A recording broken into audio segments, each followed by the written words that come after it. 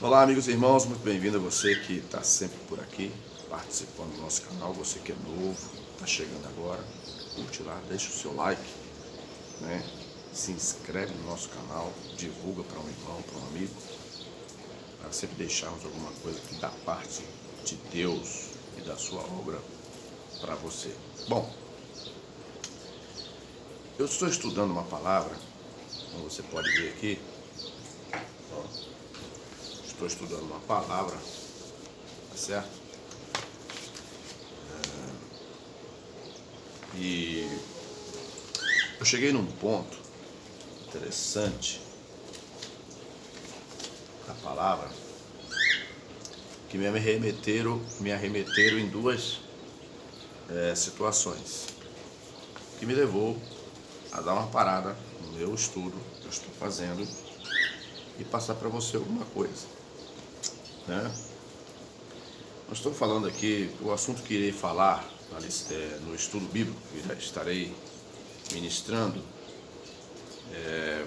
sobre qual o assunto que eu vou falar?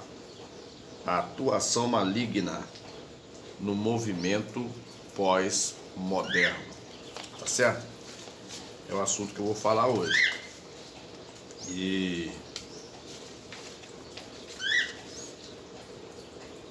então, eu só vou ler o subtítulo para você aqui, para você entender em quais áreas o mal tem atuado.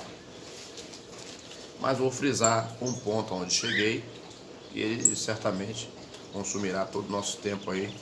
Esse vídeo, pega o seu cafezinho, senta ali e assiste com calma, porque ele vai durar uns 30 minutos.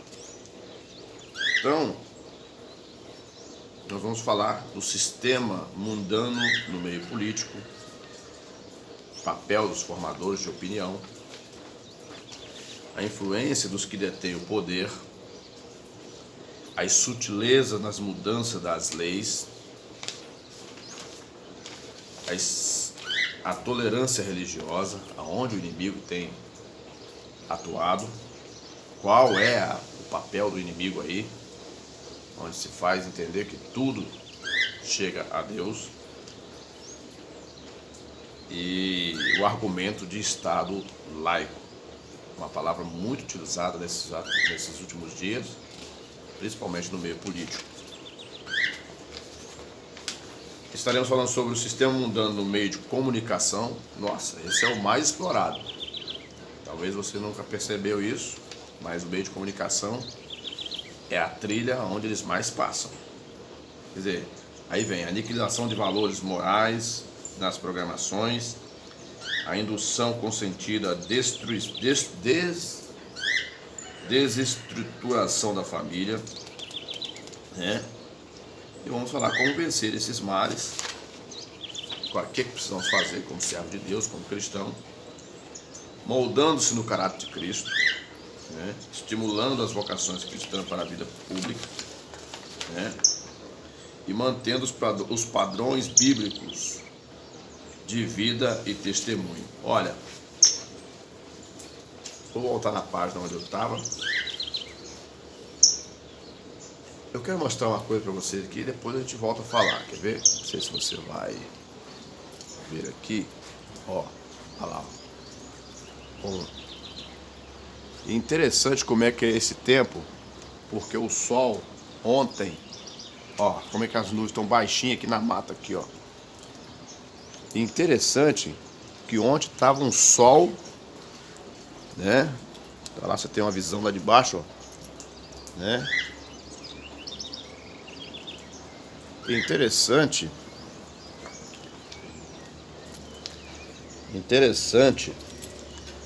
que ontem deu um sol de rachar, entendeu? Ontem deu um sol de rachar. Eu até imaginei que nas previsões falou que ia chover, eu fiquei pensando, tá tudo, mas as nuvens já estavam começando a se formar. Então, meus irmãos e amigos admiradores que nos acompanham, né?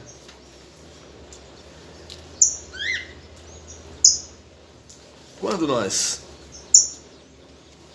estamos rodeados disso, e quero dizer para vocês que a massa, o povo, sempre foi o alvo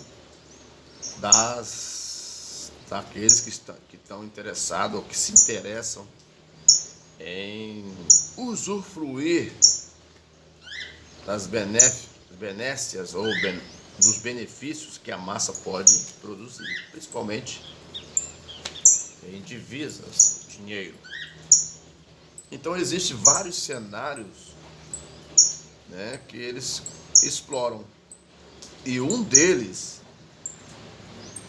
é a nossa mente. Eu sentava muito, eu gostava muito, eu tinha uma rádio aqui, parei de assistir essa rádio porque a minha esposa, ela não conseguia dormir direito, porque eu ouvia a rádio a noite toda. Eu deitava e ligava essa rádio. E era notícia 24 horas, eu gostava dessa rádio, porque 24 horas eu assistia notícia. Eu ligava ele na hora de dormir, só te ligava de manhã cedo. E às vezes, na época eu comecei a ouvir essa rádio, eu estava muito interessado no que estava acontecendo no Oriente Médio. Por quê? Por causa de Israel. Eu li muito sobre essa nação, sobre a sua história, sobre suas vitórias, suas derrotas, as nações que cruzaram o caminho de Israel. Algumas existem, outras não, né? Israel sobrevive por um milagre. E eu estava interessado em tudo que acontecia lá, termo de notícia, para poder fazer também as minhas ligações, porque eu comprei um livro chamado Geografia Bíblica, né? Comprei um livro chamado Geografia Bíblica, e ali eu vi todas as nações. Eu comprei o volume 1 e o volume 2. O volume 2 é semelhante ao volume 1, com algumas atualizações. Muito bom. Eu não lembro quem foi o escritor, mas um excelente escritor. Não sei se foi Antônio Gilberto, eu não lembro. Eu não vou aqui dizer que foi ele, mas eu não sei, assim de cabeça não, porque esse livro está guardado. Um eu doei para a biblioteca da igreja e o segundo está comigo. O estudante da Bíblia, ele precisa ler esses livros. O estudante da Bíblia, ele não pode querer começar lá por cima, pelo meio. Ele precisa começar da base. Quem quiser entender o que acontece no Velho Testamento, ele precisa, no Novo Testamento até o Apocalipse, ele precisa entender de Gênesis para frente. Que é aí que vai dar sentido à história. Se ele começa do meio, eu vejo muita gente aí, eu ouço muita gente pregando, né? São eloquentes, mas a maioria deles estão por cima d'água. Você está entendendo? Aprenderam a técnica da pregação, da oração, da exposição, até nos empolgam, mas estão nadando por cima d'água. Não mergulharam na profundidade que é o oceano bíblico. Portanto, quando vem o inimigo mesmo, eles falam do inimigo, falam do que ele faz, mas eles mesmos não conseguem se defender do inimigo. Quando o diabo, o nosso adversário, ele coloca uma armadilha, nós não conseguimos, boa parte dessas pessoas não conseguem identificar essa armadilha. E uma das armadilhas que tem pego muita gente, principalmente os intelectuais nos últimos dias, é a armadilha da mente.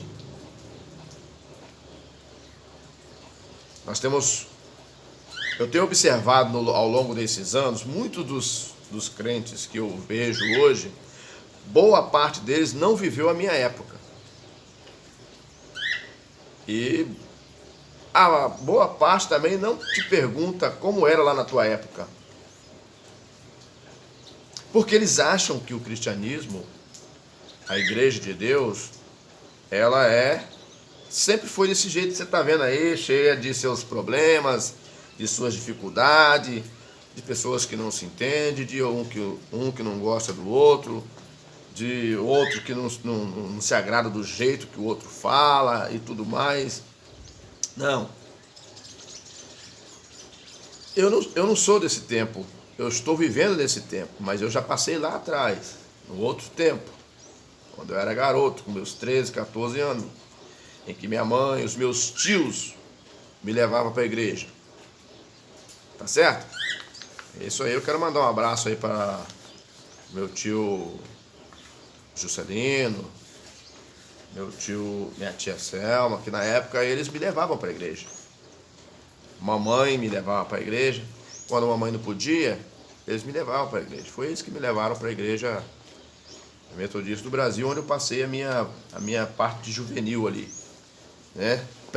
De adolescente até a juventude, né? Eu fui para a Assembleia de Deus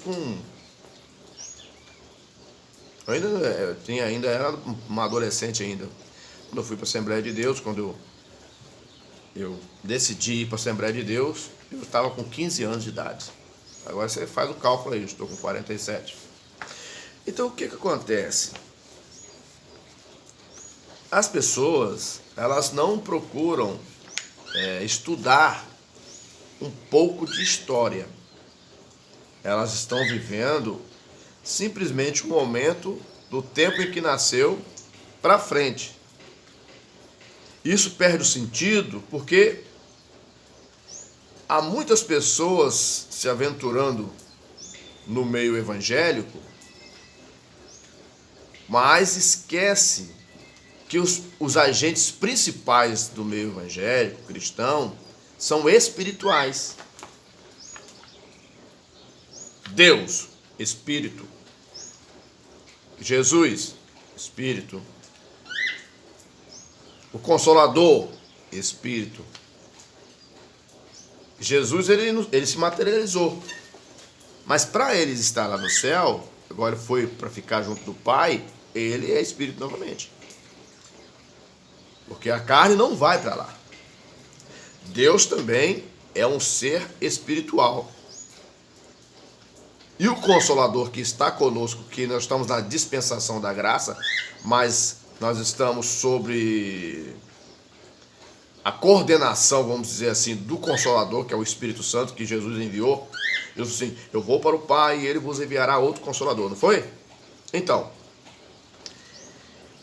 agora, quem que está nos coordenando, para quem aceita isso, é o Espírito Santo. Só de você falar Espírito Santo, você já sabe que você precisa se moldar para poder ter a atenção dele. Nós temos que separar cada coisa do seu devido lugar. Nós temos que separar uma pessoa que não conhece a Cristo, que não aceitou Jesus como seu Salvador ainda, e ele precisa ser alcançado. Ele é sustentado igual a gente mesmo. Nós não podemos achar que as pessoas devem viver mal só porque não tem Deus na vida. Portanto, há muitas pessoas vivendo bem que não tem Deus na vida, que não acreditam em Deus. E Deus, como um ser soberano, onipotente que é, ele respeita a decisão daquela pessoa. Ele só não pode aceitar essa pessoa lá nas mansões celestiais. Então nós precisamos separar as coisas. Hoje o que acontece hoje em dia é que as pessoas misturam a coisa. Misturam, junta tudo dentro de um copo, não pode. Aquela pessoa que nunca aceitou, ele ouve a palavra. Ele ouve a palavra, ele ouve os evangélicos falar, os cristãos falarem, mas ele não quer nada. Você viu se Deus tratou de matar ele? Não, deixa ele viver. E olha quantos estão vivendo aí. E inclusive vivendo até na maldade. Você consegue entender? Outra coisa, aquele que aceita Cristo como Salvador e se desvia, é outra situação. Aquele que aceita Cristo Salvador é membro da igreja, mas vive numa condição de rebeldia. É outra situação.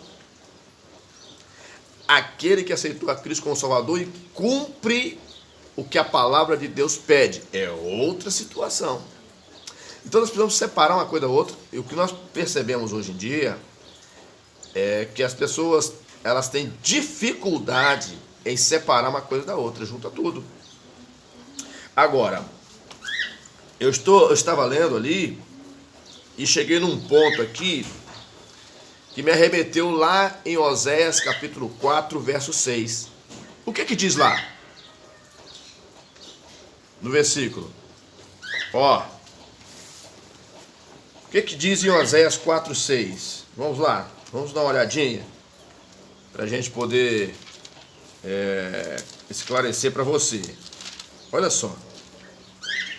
Vamos ler aqui, profeta Oséias. Alguém vai dizer, mas é do Velho Testamento. Então, Está na Bíblia, não está? Oséias 4 e 6. Diz assim, o meu povo foi destruído porque lhe faltou o conhecimento. Porque tu rejeitaste o conhecimento, também eu te rejeitarei, para que não seja sacerdote diante de mim, visto que te esqueceste da lei do teu Deus, e também eu me esquecerei de teus filhos. Olha, esse versículo, ele está dividido em 3 situações. Primeiro, o povo que foi destruído por falta de conhecimento. Por que falta de conhecimento? Alguém deixou de passar o conhecimento para essa pessoa? Não. Você está dizendo que a pessoa não buscou. Já no meio da leitura, a cobrança também é do sacerdote. Não, precisamos entender o texto, senão fica ruim, né? Também, porque tu, aí é pessoal.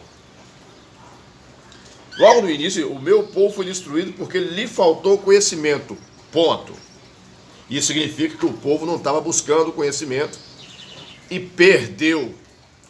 Olha lá. Já em segundo plano, porque tu rejeitaste. Aí é pessoal, porque tu rejeitaste o conhecimento, também eu te rejeitarei, para que não seja sacerdote diante de mim. 2, nós podemos avaliar. O povo estava destruído por falta de conhecimento. 1, porque não buscava. 2, porque aquele que tinha a incumbência de passar o conhecimento verdadeiro, não passava. 2. 3, o que fala aqui? Para que não seja sacerdote diante de mim. Terceira situação do texto.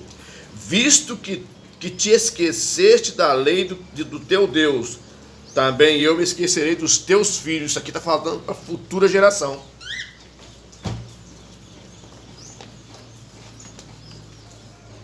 Olha só, analise comigo o tamanho do problema em que as pessoas se metem.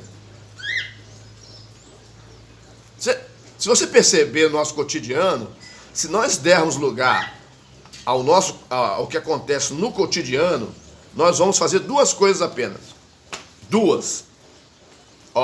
Como cristão, já que eu estou falando para pessoas cristãs. 1. Quais as 2 principais coisas que as pessoas fazem hoje, neste presente século? Trabalhar e se divertir. Sim ou não?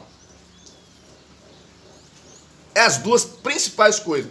Se você perguntar a uma pessoa hoje, e aí fulano, o que você vai fazer no fim de ano? No fim de ano eu vou viajar, eu vou para Paris, para Dubai, eu vou no Rio de Janeiro, visitar lá os pontos turísticos, eu quero ir para...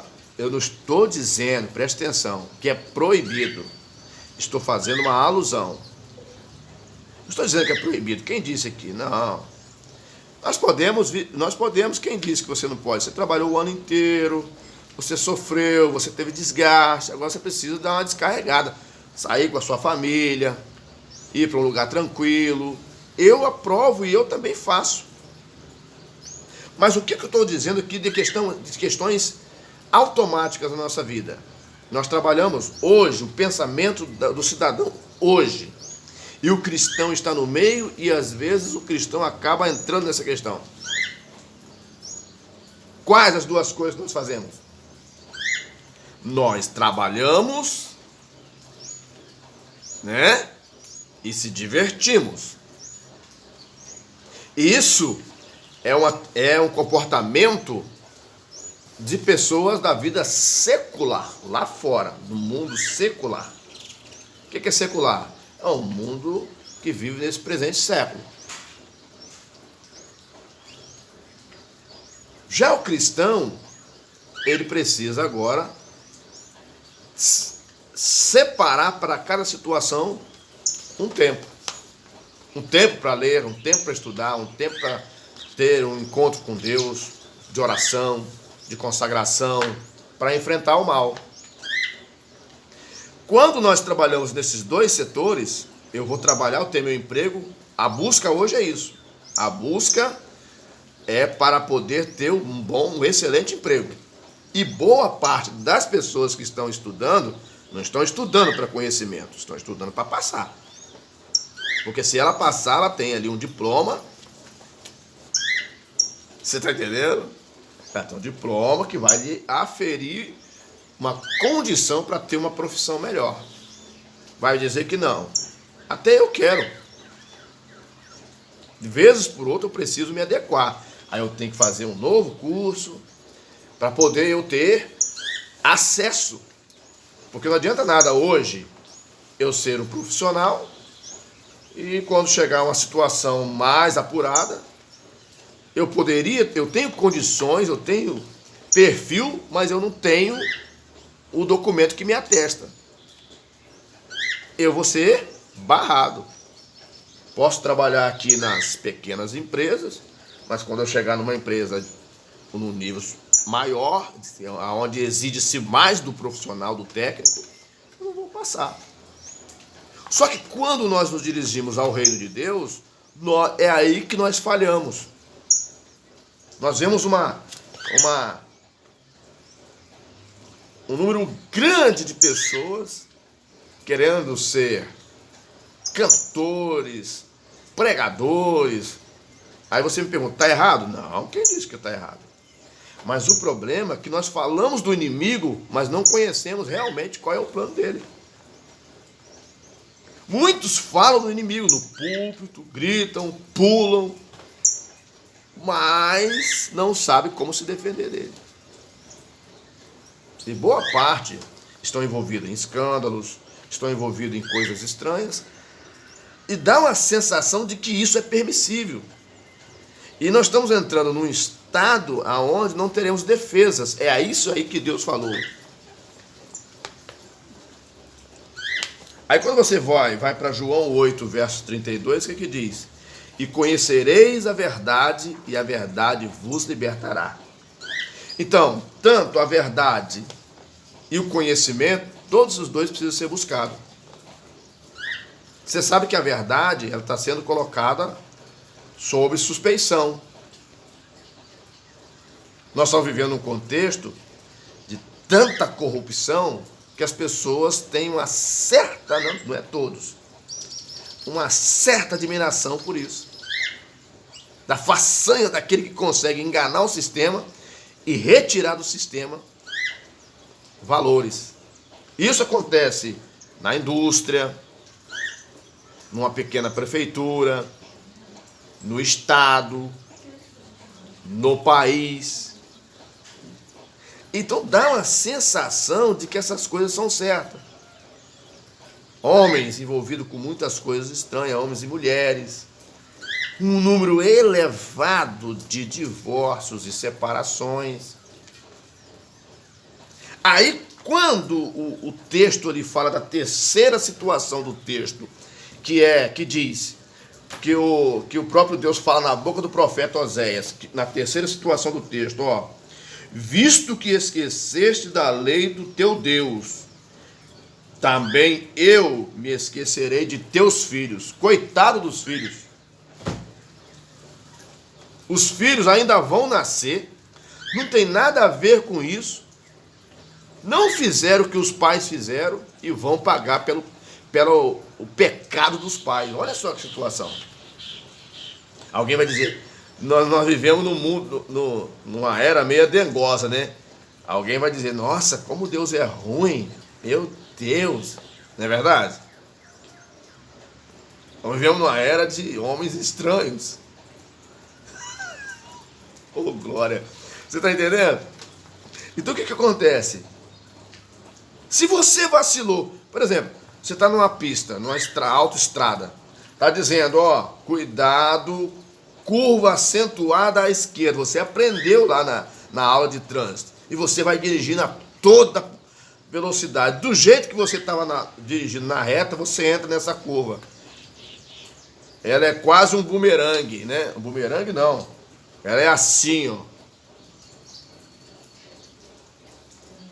O que vai acontecer com o seu carro? Vai cair lá embaixo no precipício ou sair fora da estrada. Por quê? Você desobedeceu uma lei da física. A lei da física, os engenheiros foram lá na estrada, calculou lá o nível do eixo de curva dos carros e disse, aqui ó, os carros têm que entrar a 60. Você quer virar 120? Você vai infringir uma lei da física. Não a lei de trânsito. Vai infringir a lei de trânsito porque foi uma lei que disse, botou uma placa dizendo, ó, limite de velocidade, X. Mas você quis curvar a 120. Você infringiu duas leis.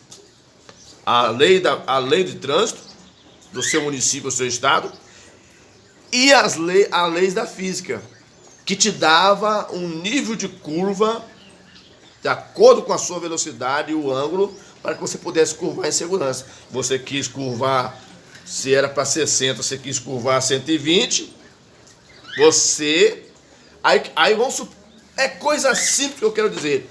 Aí você curvou a 120, o dobro da velocidade que se pedia naquele ponto. Dentro do seu carro está sua esposa, 2 filhos seus e a vovó. Aí você curva, está pedindo para você curvar 60, você curva 120. E geralmente, numa dessas quedas, morre todo mundo e fica você, para você ter consciência do que você fez. Aí seus filhos, sua esposa, até a vovó pagou a conta por uma negligência sua. Você está entendendo? E a mesma coisa acontece no reino de Deus. As pessoas querem levar as coisas de qualquer jeito. Quando puder, não busca entendimento, não lê, não tenta entender o que está acontecendo. Por isso que a geração atual ela está enfraquecida. Tudo ela aceita. Bora. Minha esposa está saindo para oração. Parei um pouquinho para falar com ela. Então, precisamos prestar atenção nisso. E nós temos um saldo elevado de pessoas que só vão na igreja. Desculpe a franqueza. Sim ou não? Nós temos um número elevado de pessoas e até ministros que só vão nos cultos. Lá querem oportunidade, querem cantar, querem pregar, mas não se atentam ao conhecimento. E às vezes quando você fala alguma coisa e ele não pesquisou ou estudou naquela situação, ele vai te ignorar. E principalmente nesse tempo em que as pessoas estão nas faculdades, lá tem as ideologias, certo?